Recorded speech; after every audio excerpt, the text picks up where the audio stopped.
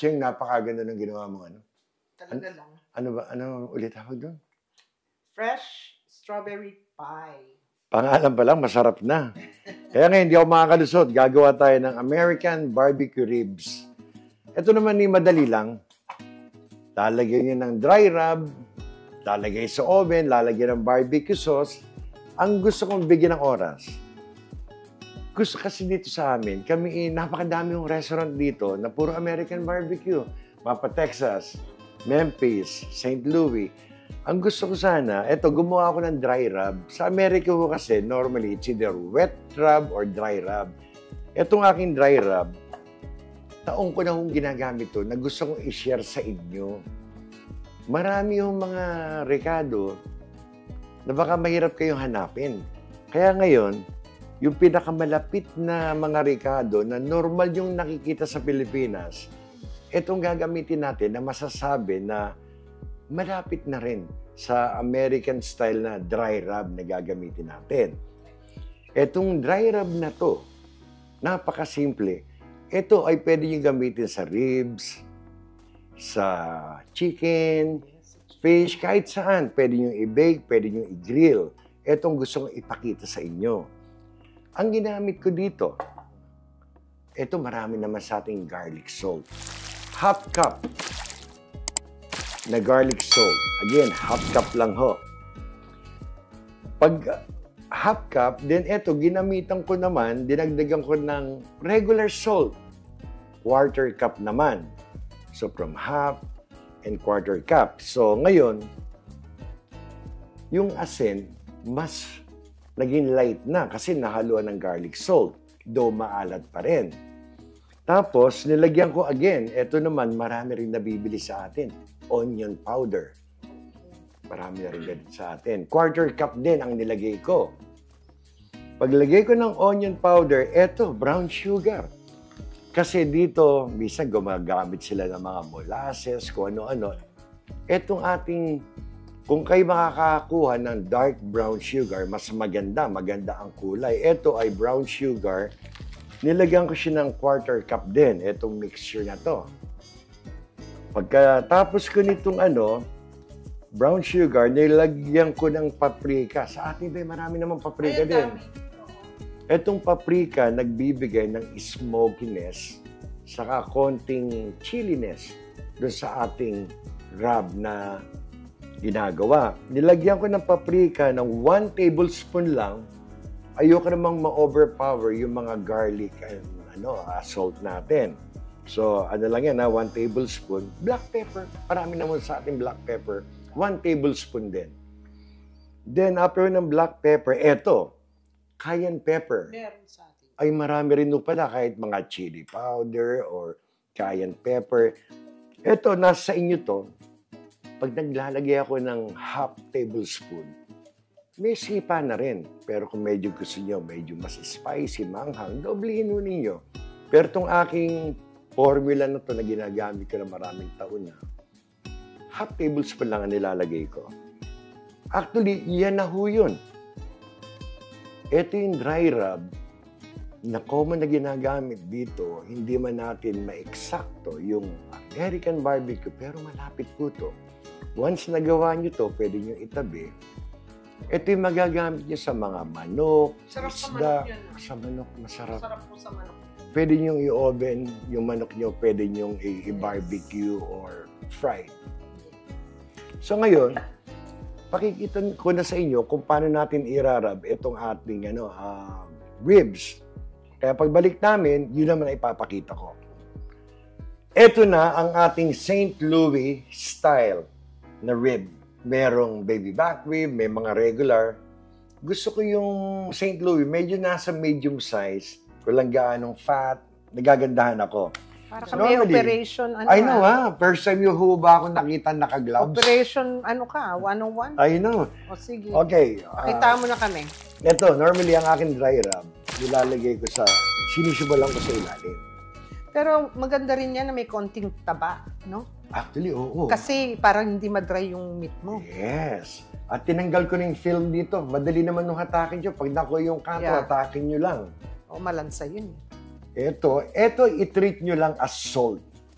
Though medyo matabang siya kumpara sa solid na purong salt. Pero ganun pa man, ito ilalagyan pa natin ng barbecue sauce. Kaya alimbawa, yung ganyang medyo na-spread nyo ng maganda, na-cover na siya, maganda-ganda na ho yan. Kasi baka naman umalat. Sarap. Again, meron tayong tinatawag pang barbecue sauce na ilalagay. Yan, yung ganyan nakikita nyo, sa ilalim, okay na yan. So ngayon, lalagyan natin sa ibabaw. Nakita nyo yung aking dry rub? Ang dami ho yan, matagal ho yan bago nyo magamit to. Ikaw ba, Atche, gusto mong manghingi ng konting dry rub na to? Oo naman, hihingi ako, lalagay ko yung chicken leg quarters. Okay. Ang sarap niyan. Natapos na yung ilalim. Normally, ang tinitira ko ibabaw kasi pag binake natin to, syempre, itong Napakasarap. Okay, yan ang consistency ng aking dry rub. Then, ikakalat nyo lang. Kaya, Ang bango ng dry rub mo? I know, because of the paprika, yung smokiness po ng paprika. By the way, yung nito, alam mo, nagdadala rin dito yung sugar, yung brown sugar. Yes. Kasi habang binibake to, namumula rin ang gusto sa kayong paprika. Ito kaya siguro rubbing ang tawag nila, dry rub. Kasi nirarab ho talaga sana yan. Tulad yan, binaligtad ko, pati mga gilid para may spread talaga. Kaya ako nag-gloves, medyo madyang-dyang yung ating may kayan sa Ito, medyo lang. Kasi mahirap pag masyadong umalat eh. So ngayon, ito yung ready for baking na to. Ang cooking time po nito, baking time, dito sa Amerika, meron silang mga smoker. Si Berlin yata, yung manugang mo, merong Oo, sarap Hindi na tayo gagamit doon. Ito yung regular na oven, ipapasok natin sa oven, matagal ho. 275 degrees Fahrenheit. Hindi ko alam sa Celsius. Mga 120, 125. I-convert nyo na lang po. Basta 275 degrees Fahrenheit. First 2 hours, checkin po natin kung malambot na. Depende sa ribs na mabibili ninyo. Kung hindi pa, it could be done in 2 hours or maybe another 30 minutes. Pakikita namin sa inyo. Ito, i-cover lang naman to ng foil. Pagka-cover nyo ng foil, i-preheat ang oven, 275, wait for 2 hours, then check it. Then pagbalik namin, pakita namin sa inyo kung ano na itsura, gano'n nakalambot after 2 hours of 275. Nakalipas po ang 2 oras at 15 minutos. Ito na po, bubuksan na natin. Again, I know. Pwede po sa inyo 2 oras, pwede 2 oras kilate. Depende po sa inyong ribs. Majinit, ha? Ito na. Okay. Ingat lang ho ng pagbubukas. Ito medyo, naku. Ayan na. Yan. Wow, ganda. Pero, checkin natin. Pork tender na yan. I'm Oo. pretty sure. Maano na. Oo. Ayan na, oh. Sobrang lambot Ayoko na. lang sirain siya. Ayan na, oh. Kita niyo po, oh. Napakalambot. Ganito pong kung sa inyo inabot ng 2 oras o 2.5, basta at least humiwalay na yung laman na yan sa buto. Ang ganda. So ngayon, may gagawin ngayon tayo dito. Ililipat namin to dito sa bagong tray, saka natin lalagyan ng ating barbecues na homemade. Kaya pagbalik namin, nakalipat na to. Eto po, nabiling na namin. Napansin nyo, nakataob. Kasi gusto kong pahiran ng barbecue sauce, saka ko ibibiling, papahiran ko yung ibabaw, saka natin ibobroil. At yun, buksan mo na yung ating homemade Ito po. Ito yung ating homemade na Nakita nyo yung consistency niya ngayon? Di po ba yan sarap na gawing sarsa ng kahit ano? Ito, babrush ng marami. Nilalagay ko ng ganito. Yan.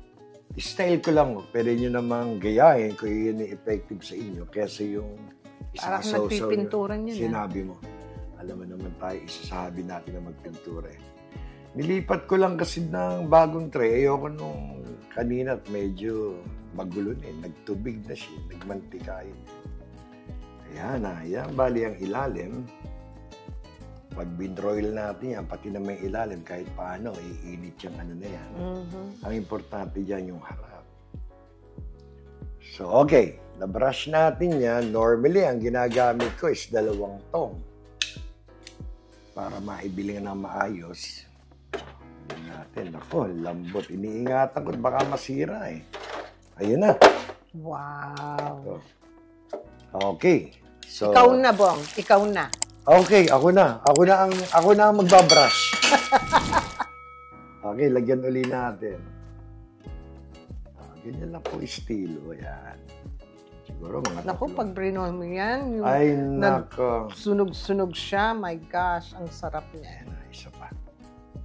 Yung natitira sa inalo natin, naku, ilagay niyo sa parang lagay ng ketchup. Kasarap.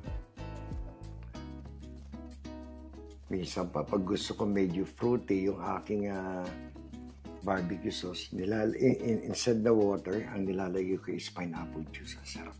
Masarap din. Oo, mas Pinoy style talaga. Halimbawa, yung tomato ketchup, palitan mo ng banana ketchup. Imbis na water, ang ilalagay nyo naman is pineapple juice. Same dami. Ayan na. Ito po ay i-boil natin. Makikita nyo ang kaibahan nito. Matutuyo ho siya pero medyo tatalab yung ating barbecue sauce at pwede nyo naman dagdagan habang kinakain na.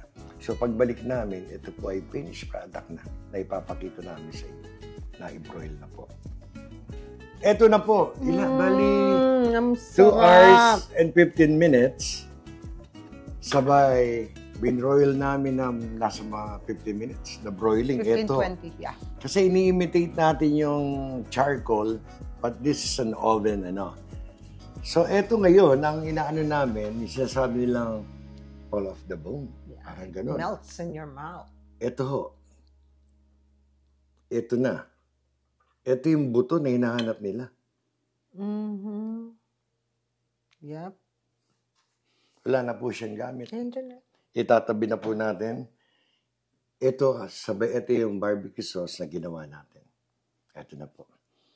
Naway magustuhan po dahil ang aming 2 episode na to ay para sa Memorial Day. Para po sa mga ating heroes na talaga naman po tayo nagpapasalamat.